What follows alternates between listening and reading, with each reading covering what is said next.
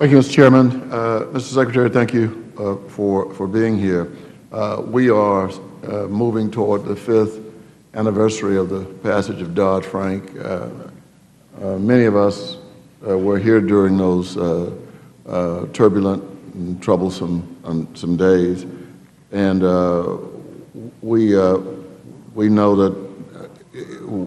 that great care was taken in dealing with the creation of this act, and we think that we've made significant progress, and I think you apparently agree with us as well that we have made tremendous progress, and regulators have moved toward implementation.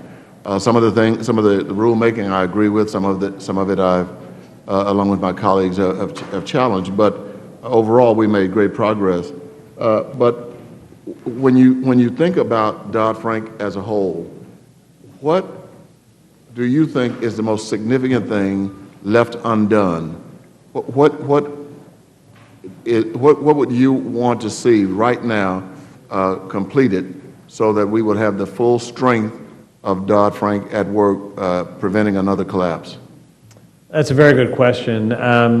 Obviously, there's pieces that need to be completed, and that's not really what you're asking. You're asking what is the kind of area that we haven't addressed? Yes. I'd have to say GSE reform is the area we haven't addressed, and it would be a good thing if we would. I'm not sitting here today optimistic that that's going to happen legislatively, but it's why we engage so much in the Senate in the bipartisan discussion to try and work through an approach to GSE reform.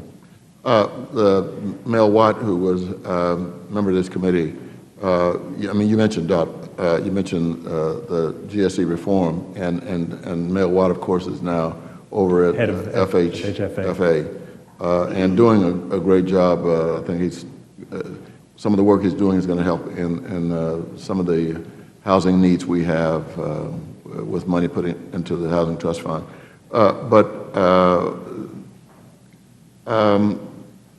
One of the things that you may be able to help me with, what do we do to enable private money to move back into the market? To the back mortgages? Yes. Look, I think that there have been some small steps taken, but there needs to be an active effort to look at what can we do to have a more active private securitization industry.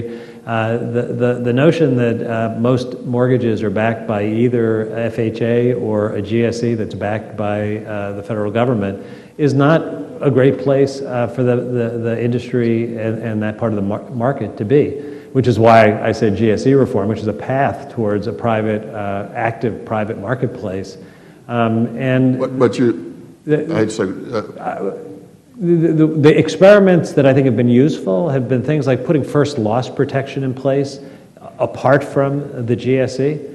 It's been small, but we've seen that there are ideas there that you can insulate the public from the first risk and start to bring private money back into the place. That can be through mortgage insurance, it can be through capital market products. I think more thought has to be put into that area to develop it further. But you do believe that there's a need for secondary market? I'm sorry? You do believe that we do need a secondary? Yes, I think it would be good if there were more private, non-governmentally backed. So the GSEs would be a hybrid? Yeah, or they have competitors, you know.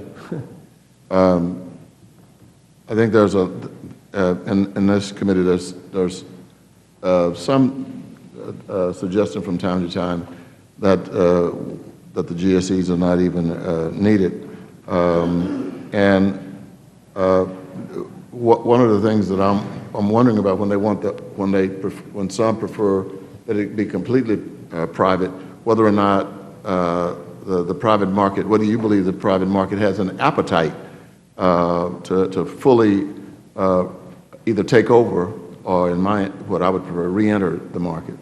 Look, I think right now the structure of our mortgage industry makes the continued operation of Fannie and Freddie necessary.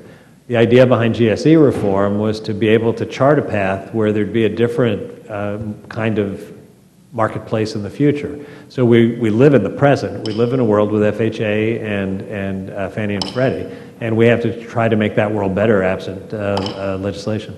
Time of the gentleman has expired. The chair